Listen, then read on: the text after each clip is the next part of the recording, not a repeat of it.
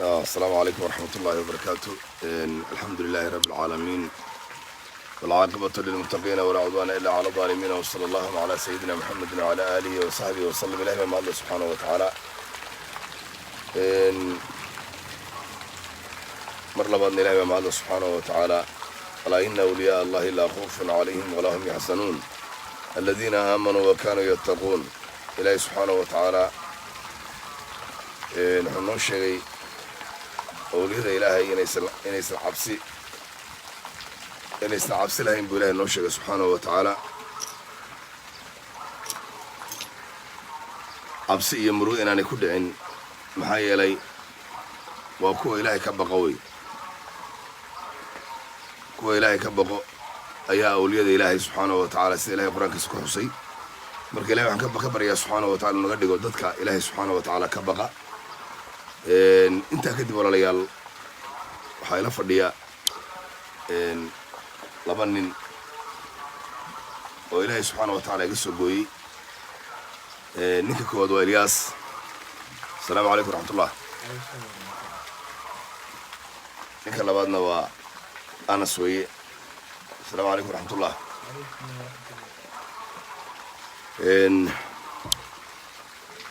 waxaan rajaynayaa insha allahu tacaala inay maaragtay walalahaas ay noqdaan dadka dhaxalkayga iskale. hadda qur-aankii bay xifdiyeen, wasaaki waa xaafid qur-aan weeye. hadda xaafad baa ka nimid reer muslimiina, hooyo muslimada aad u dhiban xaqiiqatan. dadka lacag bay raadiyaan, ummadda lacag baa ka lunta, lacag. hooyadaasi gurigeedaan ugu tagnay. waxaan u sheegayaa waxaan ku yidhi hooyo kuguma imaan inaan lacag kaa qaato, ilaahay baa iga og, ilaahay dartii baana kuu soo booqday. hadda kahor bay soo wada waxay ugu tiri waxaa laga hayaabay tir dhabarka saxaradana fadhigaa laga qaaday. naxdinta aan naxay markay ii sheegtay ilaa iyo sidii baan u naxsanaa. marka alxamdulilah labada wiil ee ilaahay iga soo gooyey subxaanahu wa tacaala ayaa qur-aanka ku aqriyay. halkaas soo fadhiisaabo adna soo dhawow yaa ka soo wareegi. labada wiil ayaa qur-aanka ku soo aqriyey. marka waxaa moodaa in saaki aniga xilkii iga dhacay insha allahu tacaala, oo ilaahay subxaanahu wa tacaala uu qadaray inay wiilasheeda ku soo aqriyaan. ma haddaan ilahay baa iskale subxaanahu wa tacaala. intaa kadib walaalayaal qof walbaba ilaahay subxaanahu wa tacaala wuxuu doonuu siiyaa. weli waxaan iloobi la'ahay xaqiiqatan oo aan nafsadayda dadkii waa iska cafiyeen, laakiin dhacdadii yaabka lahayd ilmahayga lagu afduubtay ayaan marnaba aanan iloobayn. maxaa yeelay waa qiso aad u xanuun badan wey. ilmihii hadda qayb ka mid a halkaan keenay, qaybta kalena insha allahu tacala waxaan rajaynaya ilaahay subxaanahu wa tacaala magaalada nabadda ah ee dadka muslimiinta ay degan yihiin, ee aan cidna lagu afduuban karin, ee qaqashaadu aysan ka jirin, ilaahay subxaanahu wa tacaala iyagana usoo fududeeyo. sidaa awgeed walaalo ma bannaana inaad noqoto qof xasada. qof muslima ayadiisa ilaahay subxaanahu wa tacaala nabigiisa wuxuu ka yidhi waad og tahay. ma bannaana qofka muslimka inaad cayso. aniga haddii lay caayo iyo haddii lay ammaanaba xaqiiqatan maanta waxaan joogaa inay isu kimid noqdaan. laakiin waxaan waaninayaa dadka ku mashquulay dadka oo jecel inay dhintaan. qofkii inuu dhinto war maxaa ka faa'idaysaa? waxba kama faa'idayso, waxba kama faa'idaysa xaqiiqatan. maxaa yeelay ilaahay subxaanahu wa tacaala ee ummadda abuuray, ilaahay qof walba wuxuu ugu talagaluu siiyey. xasadnimada waa xaaraam wey, sharciga islaamka ma bannaana. marka waa kaa waaninaya walaalkayga muslimka ah inaad ilaahay ka baqdo subxaanahu wa tacaala awalan, oo aad noqoto qof ku raalli ah waxa ilaahay siiyey. ilaahay wuxuu ku siiyey haddaad ku raalli noqoto wax walbaba ilaahay subxana wa taala waa kuu fududaynaya. walaakiin haddaad noqoto qof xasada, qofkaan muxuusaan ku helay, qofkaan saasuu ku gaaray, qofkaan suusaa, waa mashquul wey.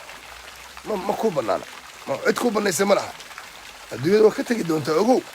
ma aha inaad ku waaraysid, ma aha cid ku siisa mana maarata inaad ku waarayso, bal ilaahay toogashu kuga xukumay.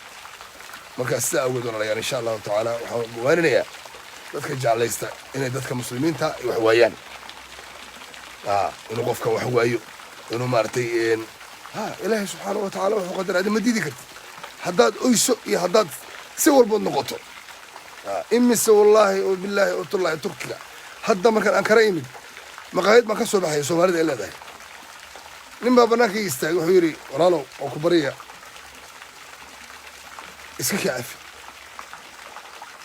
markaasaan waan anaa isku naxay markaasaan dhahay wallaahi wax walbood iga samaysay ilaahay dartii baan ku cafiyey bal iska daaya dadkao dhan baan cafiyeba habeenkii ma seexdo anoo qof wax u qaba qof muslima anoo qalbiga wax ugu haya hal habeen ma seexan marka walaalahayga qaaliga ah ma fiicna inaad qof muslima ku mashquusho waa xaaraam weeye adduunyadana waa laga tegayaa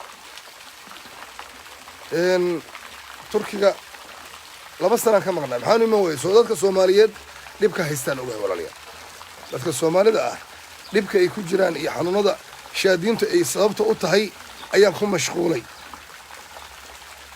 waddankii hadda turkigan imi waxaa ka jira corona ka jira ilaahay subxaanahu watacaala ha ka dulqaado dhammaan dadka muslimiinta ah ee la ildarra xanuunada allah ka dulqaado annagana allah inaga koriyo saa awgeed walaalayaal umaanan imaanin inaan dadka qur-aan ku akriyo laakiin danta igu kalifaysa danta ayaa igu kalifaysa meel walboon tago waxaa weeye ummaddii baa joogta dadka soomaaliyeed baa jooga waxaan diyaar u ahay dadka muslimiinta inaan qur-aan ku akriyo waxaan diyaar u ahay inaan dadka muslimiinta qur-aan ku akriyo shardi ma aha qofka inuu lacag badan bixiyo ma aha inuu lacag aniga siiya ma aha qof allaalay qofka ilaahay u qadaray soomaali ah waxaa igu ballana ilaahay subxaanahu watacaala ilahay hadduu u qadaro inaan qur-aan ku akriyo biduuni shuruud ya abshir ku bishaaraysta walaalayaal dadku maanta waa dareemaya inay waxba haysan $5 umaa dadka laga qaadi jiray hadday u badato waxaa weeye ilaahay subxaanahu watacaala dadka dalka degan waxaan ugu bishaaraynayaa inta aan awoodo shalay dad badan baan qur-aan soo saaray dad badan baan qur-aan soo saaray maalinta ka hor dad badan baan qur-aan soo saaray qofka muslimka ee waxaysan ilaahay dartii ayaan qur-aan saaraya ogow qofka dhibaataysan ee qur-aanka u baahan wax shardiyo shuruuda ku xiran ma laha allahu akbar allahu akbar weliba aniga keliga awal keligay baan ahaa hadda laakiin yaa ila socda maasha allah maasha allah ilaahay subxaanahu watacaala haddaysto ilaahay subxaanahu watacaalana ha inoo naxariisto wasalaamu calaykum waraxmat ullaahi wabarakaatu baaraka allah fiikum